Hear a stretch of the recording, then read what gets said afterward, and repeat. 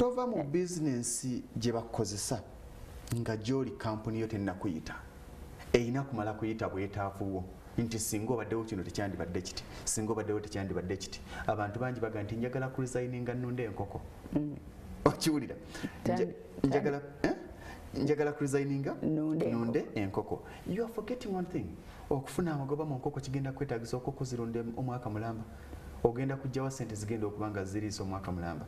Tandika okulunda enkoko ng'okyakola omusaala gwonna gwe bakuwa gulabirira enkoko enkoko zisasule ennyumba mwosula omusaala gwonna gwe bakuwa gugende mu nkoko enkoko zigende ku mafuta ze zikuwa amagoba g'amafuta.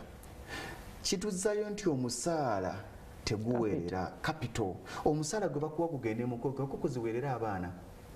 Kitegeeza ne wonaaba n'enkoko 50,000 naye nga zikuwa amagoba g'akakadde kamu k'olina okutematema totemeratemera ku bungi bwa nkoko. Era ensobi gye tukola abalina business tusaasaanya kusinziira ku capital tetusaasaanya kusinziira ku magoba.